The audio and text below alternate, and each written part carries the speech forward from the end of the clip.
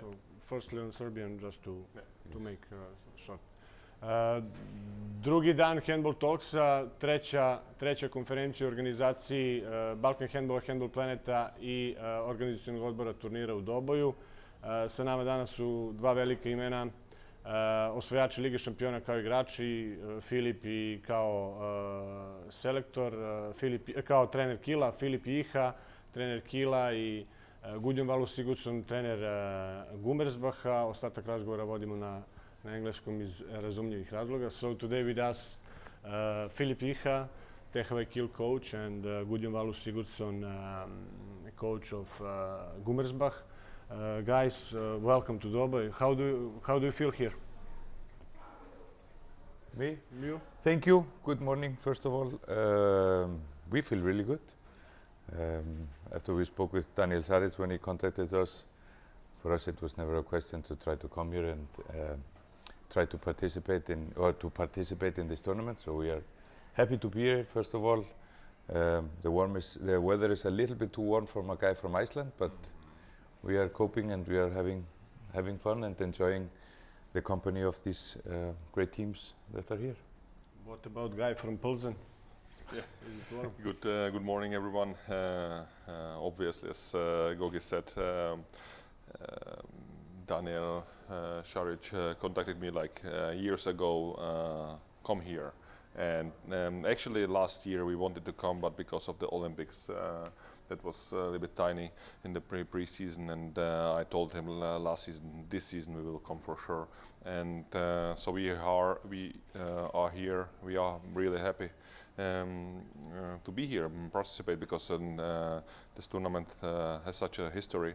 And I am maybe not from Iceland, but also I'm from Pilsen. But it's also like I'm used to this temperature. But I think my guys, they are not that used to the temperature. So, but we are enjoying it. The weather, we are enjoying the company here, and obviously it's a very friendly surrounding with a lot of known faces around, and it's great to be here. And great participate. You spent most of your life on the Baltic Sea, so it's also cold there. Okay, it's a pre-season.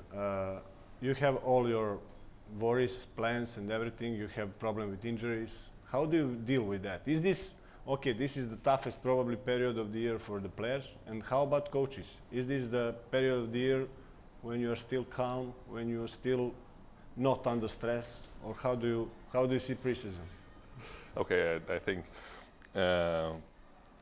it always depends how you see the players, how they work. I think the stress level by myself is if I see the players are responding, they putting everything and all effort that they have to it, then I'm calm.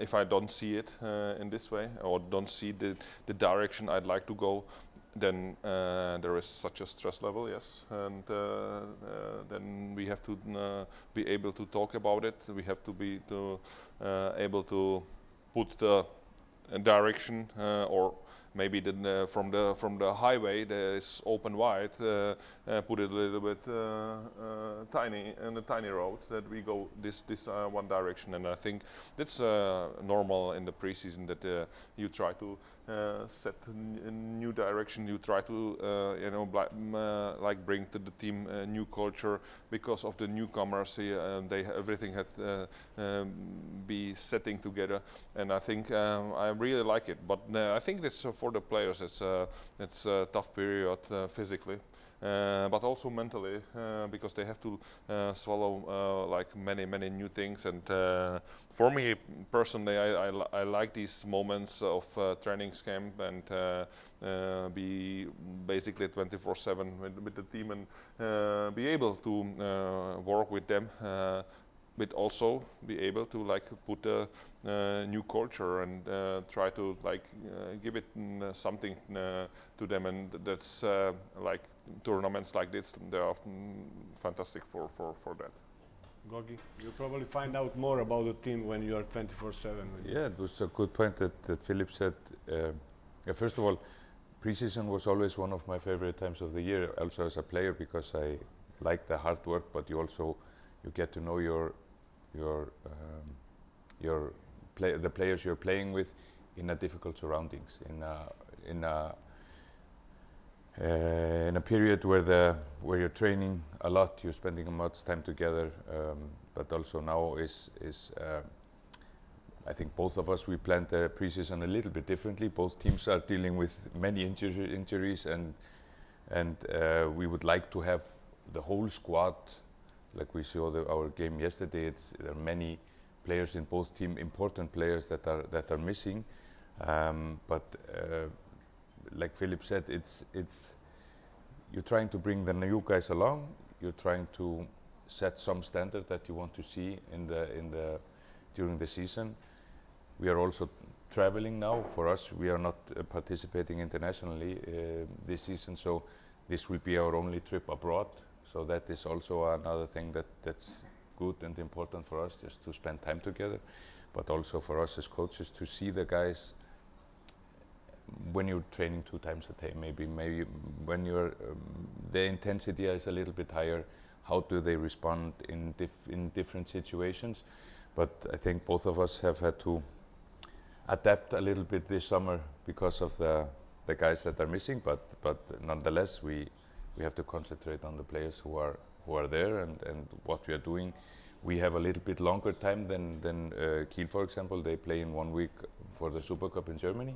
We have some days more, but it's always an interesting time. You lay the foundation for the season, but in our situation, we have more time during the season to work in the weight room, to have more trainings than Filip, for example, has, because he will play in the EuroLeague, so he will have a lot more traveling and less time.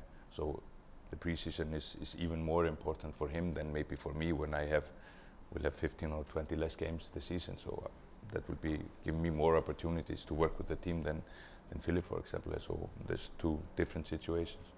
Yeah. Can you recognize you were like a strongman in your playing career? You're famous for commitment and everything.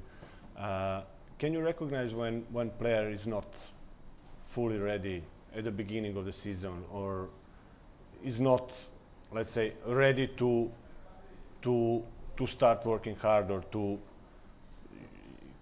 Can you see that kind of, how to say, situation, and how to solve that? Yeah. Or on that level, you have to be 100%. I will not even tell you that you need to be fully always. Like there is a sentence that maybe the other sportsmen use, like you can have a bad day, but you never have you allowed to have a bad attitude, and that's I think that's a sentence. You can see all the players they play in the Bundesliga. They are really they can be really great players. They can, but like less players, they are able to do it every 3rd day, every twice a week, like perform, and after the game, if you did it well, like not to be like I am like tired, super tired.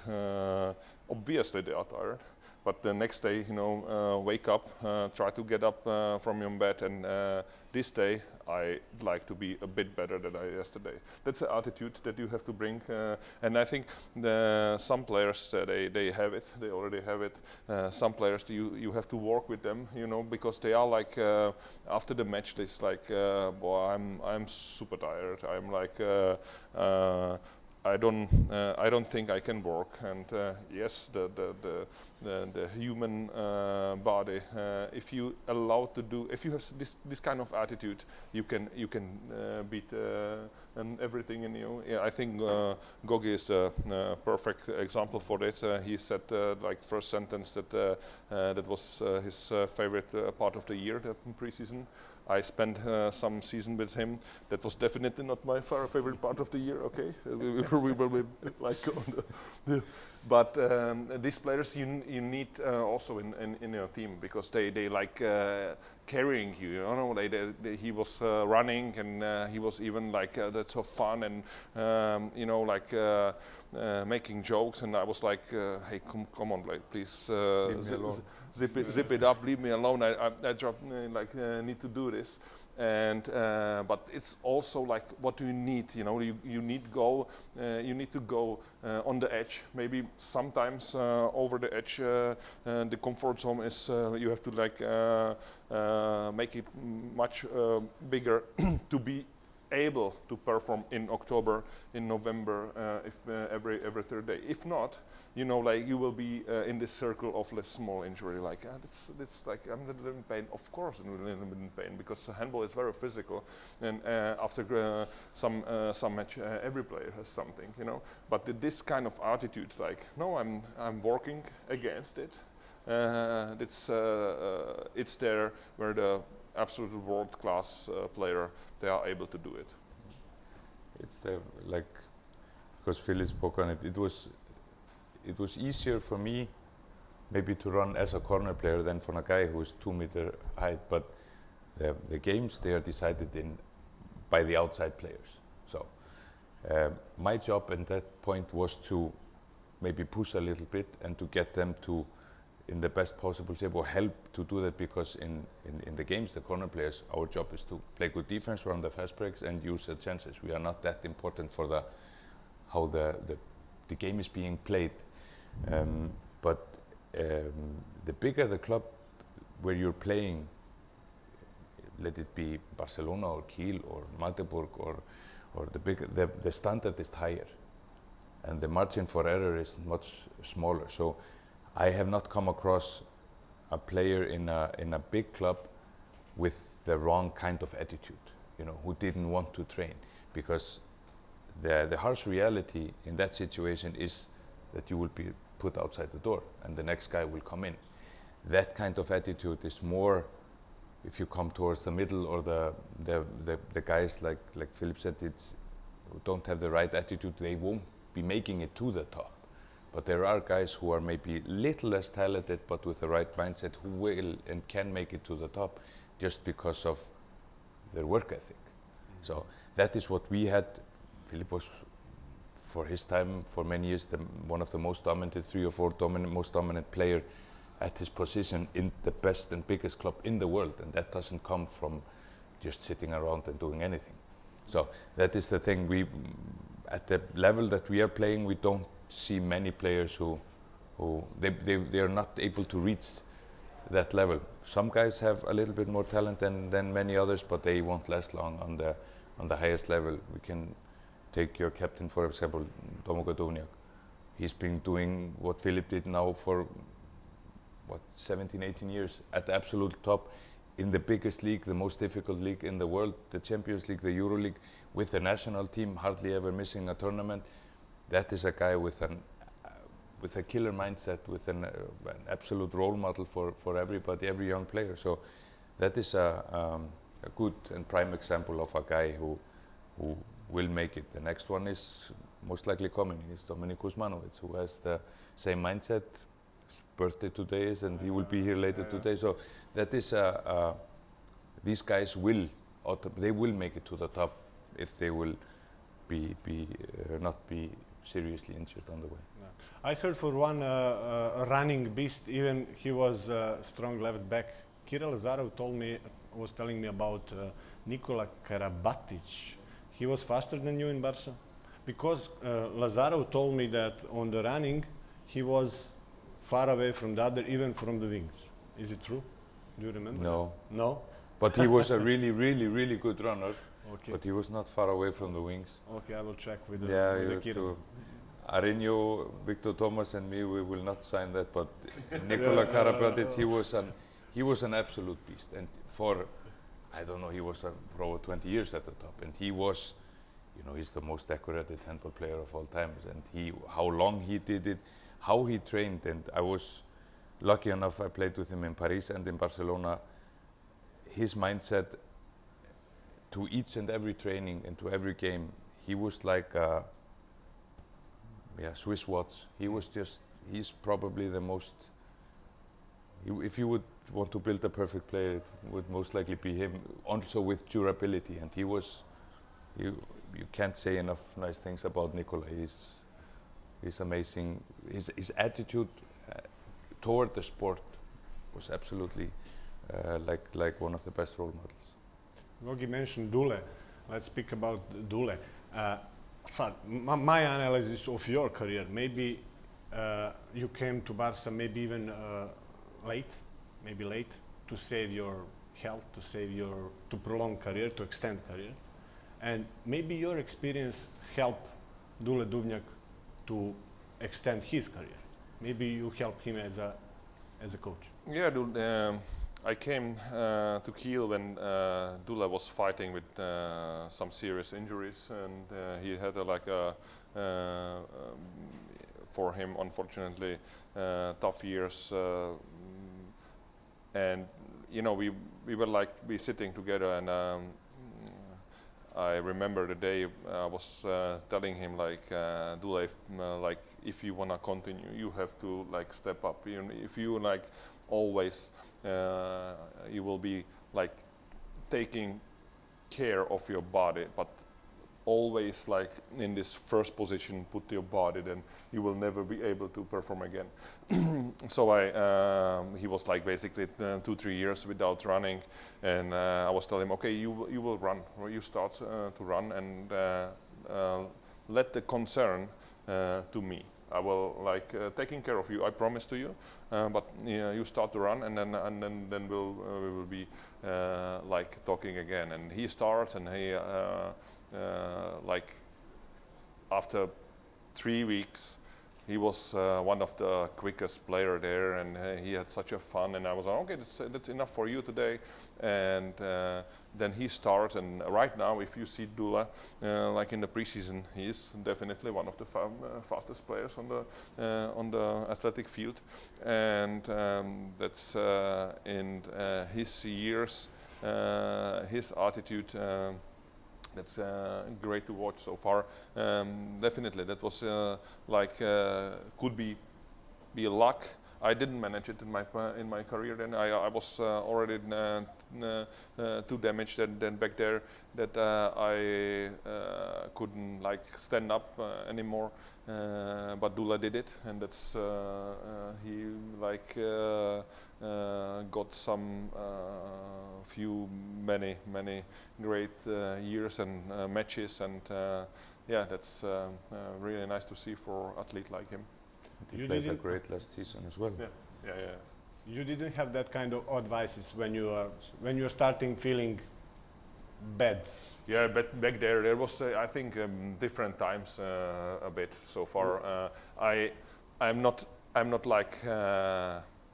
I wouldn't change anything of my career what I did, but I did definitely not many things right. Back there when I started, what I did, that was times more helps more. Don't think about. Basically, you are not able to think about things. You just did the things what everybody does, and then that was definitely not a healthy way back there. But as I said, I would never ever one match or one decision of mine try to do differently. I'm so blessed that I could meet so many great players, personality who I can call they are friends of mine, and obviously with everything what I was able to do in handball, that's I'm very blessed so far. I wouldn't change it, but I'm learning the lesson, and I'm trying to do it better as a coach, or implement things that the guys maybe go a little bit different way. It's a fine line to manage between recovery and playing the game. And when you're playing internationally and with the national team, you don't have the time that you would like to have to recover, and that is when injury happens. So if you're in a situation like the teams are who are playing in the internationally, and you have a guy who are playing with the national team as well, you will never get the full time to fully recover. But then it's like Filip is saying, what could you do to be, you won't be at 100%, but to be at 85-90% instead of 70-75%, and that's also different between players. Yeah. Not every player, some recover faster than others, so that's also a point that we have to try to learn about each player. But it was sweet to be a part or the leader of Uberfliegers in 2012. That was season amazing. You came after it. I came after it. But you came after. Then it was downhill from there. Yeah, it was. Okay, in Champions League, okay, when you realized that you will be a coach? Me? Yeah. When was that moment? I guess it's not the moment when Gummersbach called you and Schlinder and maybe. I started around 2010, 11, 12 to write some things down, and what just interested me about how we trained, tried to discover and find the reason why we did things, because it's a little bit different now for us. It's our generation, we grew up in, there's a coach, he says something and you do it. There are not many times that you go to the coach first and you ask him something. You just do as you're told, you do your job and you go home. Then you get a little bit older, then you're allowed to speak a little bit with him. It was like Alfred, he comes from the same country and me, but we didn't speak that much. He said something and you did, yes sir, and your Rishevtsov was the same. Now I speak with those guys, and but it was at different times. Now we have to, or don't have to, I think it's a little bit more open now and more communication between teams and players and coaches than in the years past. But during that time I started to have more interest to understand why we did the things. And for a corner player, I was deeply interested as well, or highly interested in the tactics that we played and how the outside players saw them, what the line player was supposed to do, because I had the best view. I was standing in the corner and I waited for the ball. So I wasn't involved in many of the tactics.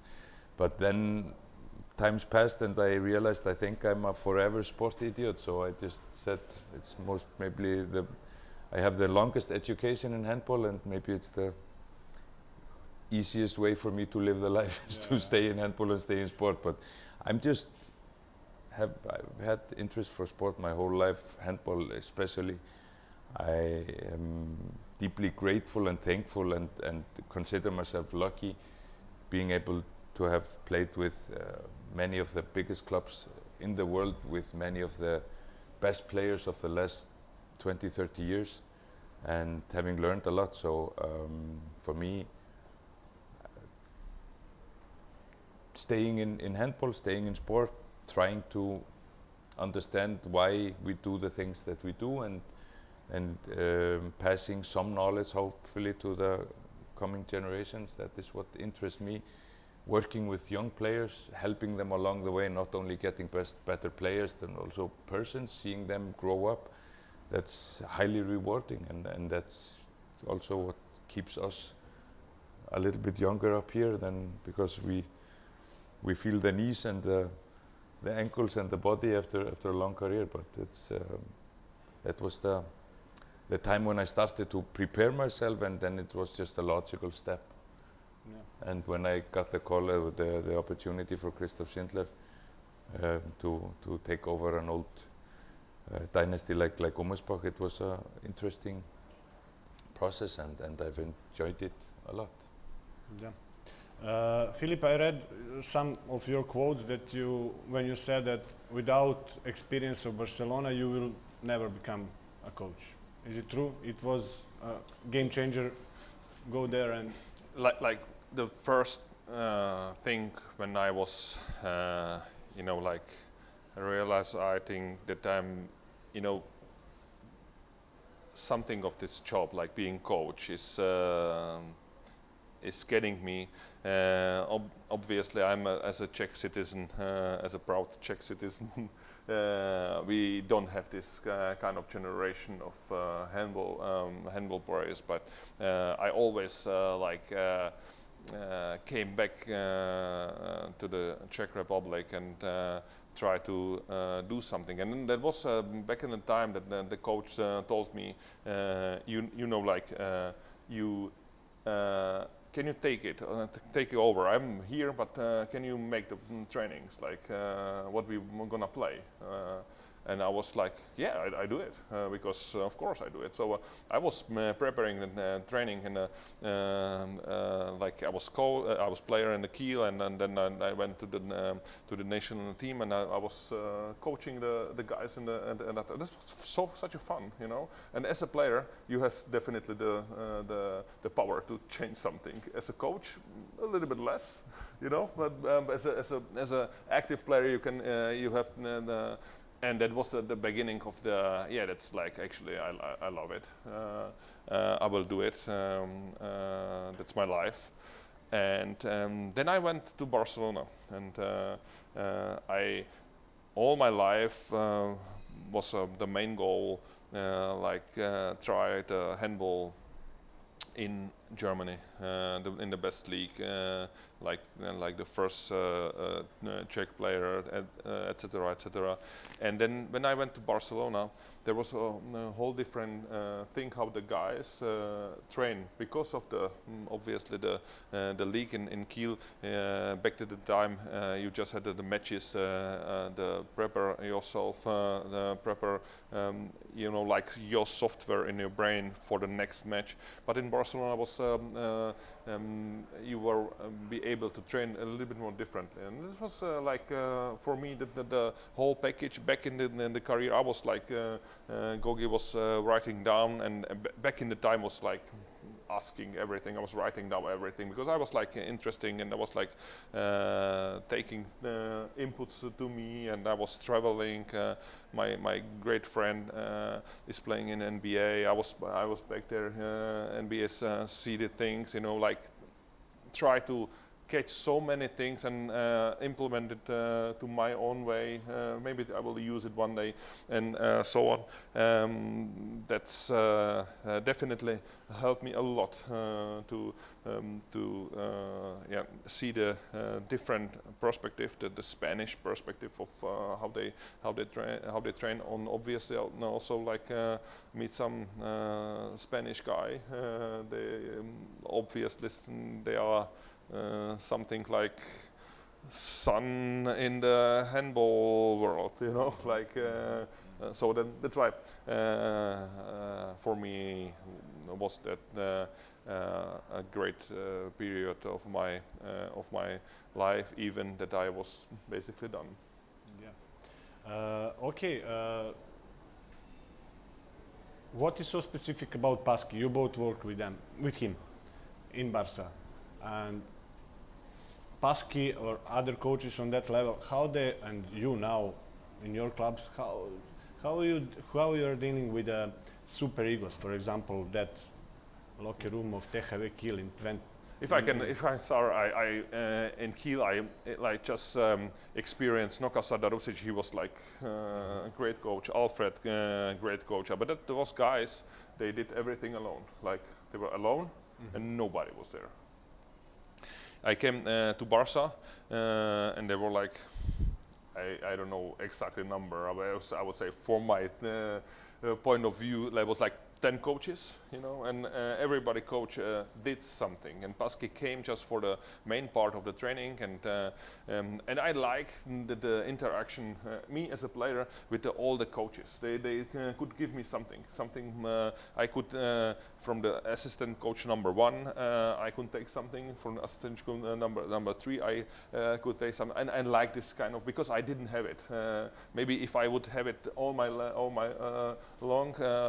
that I would say, okay, that's better the way with Noka or Alfred. But back then I liked it really a lot, and the situation, and I try to do like in my coaching life as well. So I have Sprengi as my co-trainer. I have like athletic coach, and I try to like make the training session always like that someone do something with the players, that not just me in there every single day, but obviously the main part of the training I try to like coach them with the set, with the mindset, with the situation, what I like to do. But also my assistant coaches, they give them something from themselves, and then I like this kind of that I learned from Paski, from how the how they work. Basically, that's the one thing. The next things, there are specific things, how to train and superiority, etc., etc. So far, that's a different thing. Maybe way too much tactical, but this kind of thing, that was I liked a lot in Barcelona. Yeah, it was like you said. I also had Alfred. I've played for Nikolai Jakobsen, who's an amazing person and a coach. And many other, Magnus Andersson, Velimir Klajic, Yuri Shevtsov.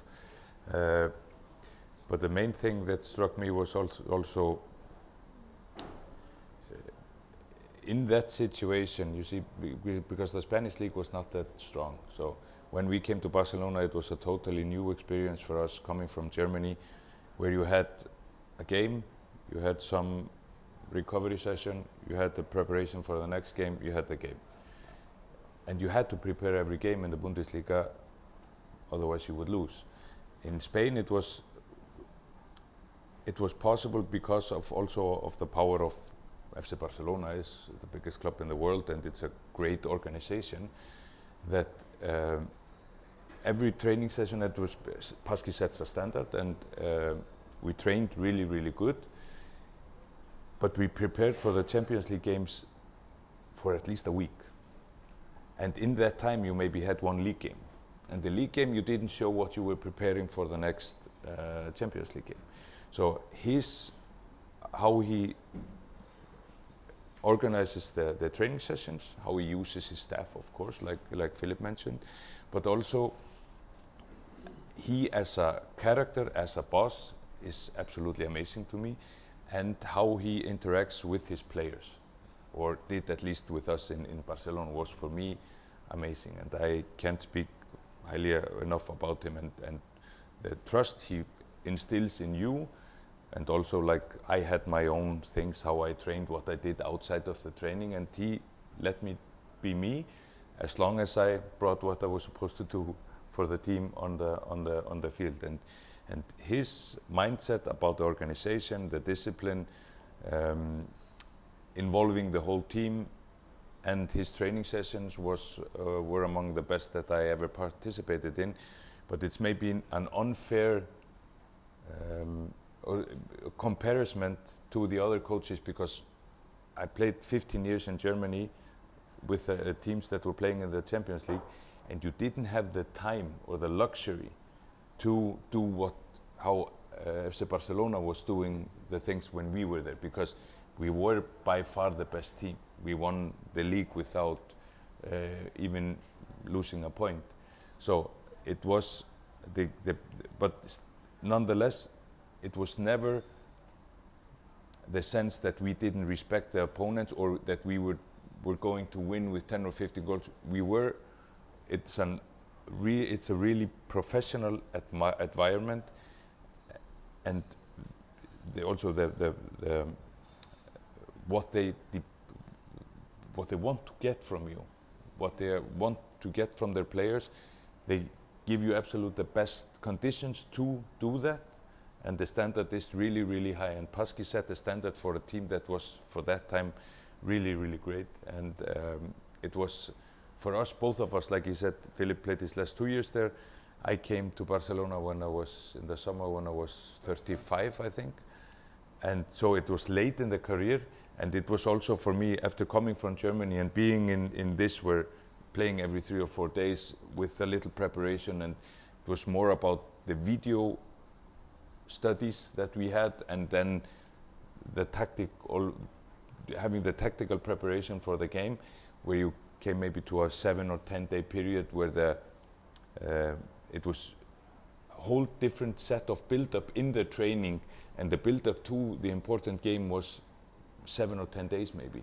So that was an eye-opener for me at the age of 35, and that is also what gives you a new energy at later stages of your professional career. So that was I have to share the same experience as Filip. It was maybe also good after many years in Germany to yeah, it's a, you know, you're also living in Barcelona. You know, the sun is shining, you're at the beach, you're close to the beach at least. So it's different than maybe in Germany or when you're in Iceland. But then but then you come back to Germany, and that's, you respect that, and you're thankful for that, because the league and the arenas and the interest is so above everything else in any other country. So that's, you can't have everything, but it's a good experience to have. I have tons of questions, but we have only 10 minutes more. You have to speak less. Yeah. Sorry.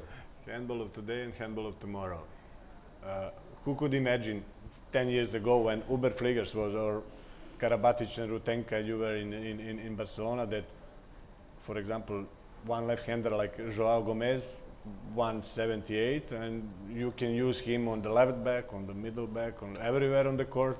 Handball is changing so dramatically. But is it, you had Ljubomir Ranjes before, yeah. Okay, you have maybe more. Yeah. Okay, the pace is maybe a little bit higher, but we still played for teams that scored over 35 goals.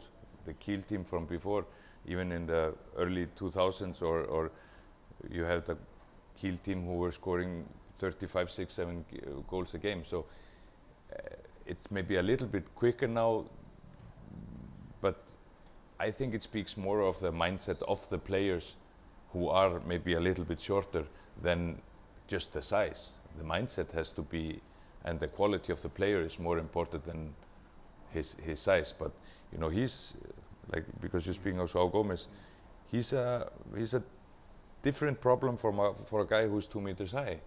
But like I said, it's not just the height; it's the heart of the player, the quality of the player, the intelligence of the player, rather than like we are having in Matthias Gitzel, who's absolutely the most dominant player in the world. No team in Germany has found a way how to stop him, and he's playing. But that's because of his quickness, his speed, his intelligence, and not just of his height. So it's the quality, the whole package. Filip, same question. What do you see about in handball today, and how do you see in which way we will progress in the future? Yeah, I think we need, or we will face it for sure, some changing in the rules also. That was back there, you know, with the passive play. There was like passive play signed, and you make like one pass behind, and it was like whistle off, and you have you had 6 passes in the beginning, and now it's 4. And 6 passes, and then you know that basically you wanted to make it easier, but you or maybe quicker, but you made it slower. The play. I think they will be more complicated to decide. Yeah, exactly. So I think we will face it, this kind of differences. But what we are facing, that for me is such a great, because the agility of the players, it's something, you know, what you have to face, you know, like, and if I see my friend as an NBA, how they are able to move their feet. We have to step in, even the 2 meters or higher or taller guys, and they can move their feet much quicker. So we will basically we will start, and I think the guys, the young players, they are starting it. They are starting to train this agility and to be able to defend players like Gomes, defend the players like Matthias Gitzel. They maybe not that that strong, but you don't need it because they passes 3 passes and walk 2 rounds around you. You know, so far that's the thing what you need. And I specifically in my height I wasn't able to run like 5 kilometers fast. You need to. You shot from the middle and you scored from the.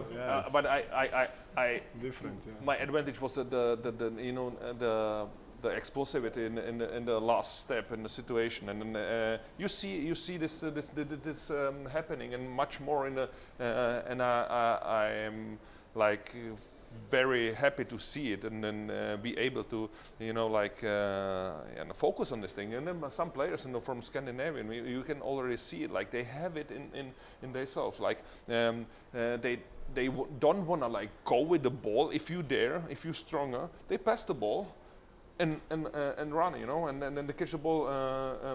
Again, it's something what you have to like have it inside and train from the beginning. And as I see the point that's which I really like, that this kind of quickness in many passes you are not able to, you know, like as a defender just stop them and like free throw. That's free throw will be like maybe in 10 years not that much like even back in 10 years ago that was like 4 or 5 free throws in the one position attack, and now the players like I think Berlin last season they probably very quick. They didn't get the chance to stop them as a free throw, and that's like some kind of stats. If you would see it, how much they could stop them. That's like easy free throw. That's not that much in common, and we saw it yesterday also with if we play back against Gummersbach, then with the short back players, they played fast, and we had such a big trouble with it so far. And I will go for sure. That's the future of the after handball, and players like over 2 meters. You will need move your feet first. Be like strong and agility, then have this kind of power like Tuchkin or guys like back in the Russia Rastford.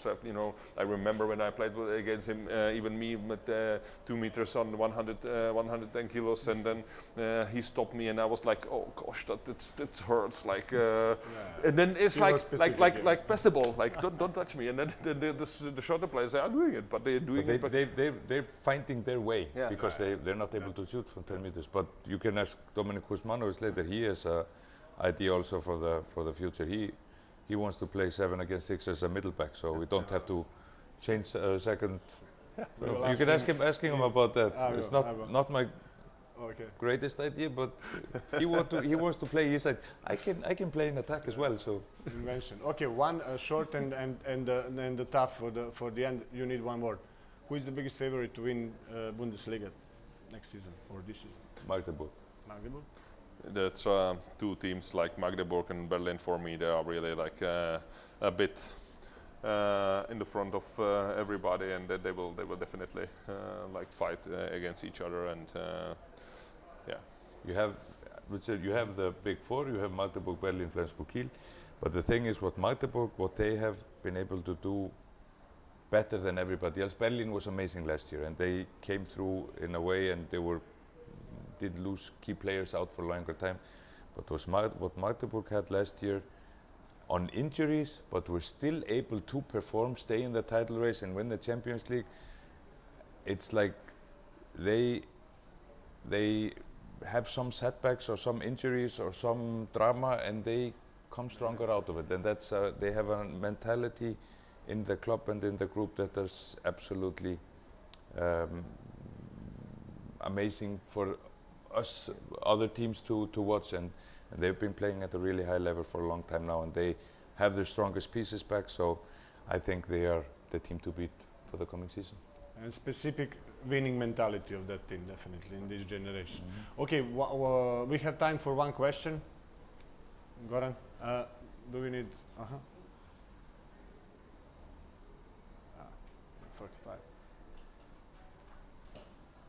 For both coaches, as a player, you prepared for your next job, if I can say, of coach. You said you had time to observe the tactics, to feel.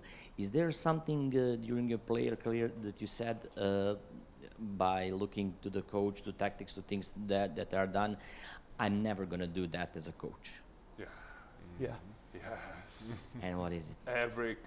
Every coach what I had, I learned something. You know, from the greatest coaches, I learned something, and from the, let's say this way, from the coaches I was not satisfied. I learned I will never use this. Okay, never in my career so far, and until now I didn't use it, and I will never use it. So definitely that was always my, oh yes, this one I will never practice and never do. So yeah. Some things are name something. Yeah, I can't say names, but Yeah, just let it go. but I I didn't ask for the Relax. coach, but the things that you don't think any coach. yeah, like I remember that I did 50-meter sprints 100 times, like in one session. I couldn't go, I couldn't walk. It's and not a sprint anymore. In there the is end. not just it's a sprint, and then, and he was like, "Yeah, do it, just to make you better, makes you better." I was back in the time was like, "I don't think this makes me better right now." So you know, that was one small thing that you know, like what I said, more helps more back in the time, but I know who is him. Okay. Yeah, we have all. It's not about only tactics or exercises. Maybe it's about what to do, how you present yourself, or how you treat a team. We have all had our moments as well, and now when we are coaches, maybe we're not proud of every moment that we have had. We are maybe getting a little bit too angry at some moments, but we live and learn, and I think the most important thing for us coaches is to know and to realize that we don't know everything, and it's healthy to change your mind if you learn something better than that you think you're doing. But we have nobody's perfect, and we all have experienced situations, and like I said, it's not about the tactics or the trainings or the it's about the whole package, and then it's about if I come into a leading situation, or if I become a leader of team or of men, this will be one thing I have to keep in mind. I don't want to let my players feel or experience, and everybody has that, not only in the professional life, but also in their life in general. Ajde još jedno kratko, ali 2 minutes more. Hello. I just wanted to ask you, with this experience of Bundesliga and playing Champions League, Euro League, and so on, what kind of weekly microcycle you have with trainings, with recovery, and how many video analysis you do? that's a good question. So basically, the week, the structure of the week is as follow. If you play Wednesday and Saturday, let's say this day, then we start obviously Monday with one video, one defense or offense. Also we separated things, so like one defense video, afterwards is a defense training. Then the next day, like on Tuesday, day before the match, we basically do then our attack. So we study the defense of the opponent. We play on Wednesday. Then if we have this short week like that, against 2 days to the match, we start like there is a recovery training, but also with video, and then back with the defense training. And obviously after the match, some players need go to the gym. So far it's like very short version of gym, and then back again video on offense, how we try to do the things in the attack and the match. And then if you play next week Wednesday again, there is a Sunday, like you can do like your gym session properly, but also there is if you're doing all the time, the players, they are seeing each other all the time, and that's not also healthy, you know. So like we started back there, you know, doing like individual gym session. They guys, they have like plans to do, but they don't have to see each other. If they wanna come like 8 a.m., some players, they are like early birds. Some players like they'd like to do it on the afternoon. That's one thing about which I got a great feedback to it. But obviously it's a lot of work, and we coaches. Yeah, we look a lot of video, a lot of matches so far, and we try to prepare everything. But it's different. I think and the life of the players is different. The life of the coach is different, and I'm enjoying to be there. And it's the being a coach. I think it's not a job. It's a dedication, like 24/7. So if you have the energy and power, you do it. If don't do it. One thing also, we have a similar structure. Sometimes now we will play on the weekend and the next weekend, so we can structure the week a little bit differently. But if we have a week like Filip was describing, then it can also happen you're playing on Wednesday and you have an 8 or 9 hour bus ride at home, and you arrive at home at 6 in the morning. So the next day's training session is actually just about the recovery or just to stay at home with the family. So that, or you're flying, you have 2 flights after a away game, and you have to wake up at 4:30 or 5 o'clock and leave from the hotel. So that plays also a role. What you do, did the player play a lot or didn't he play a lot? Does he have to, you know, close the gap the next day?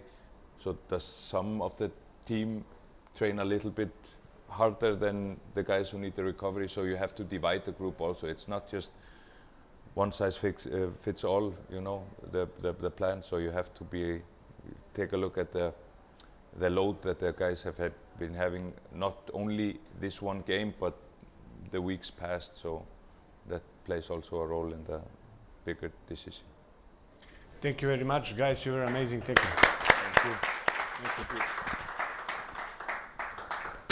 Just to put this down.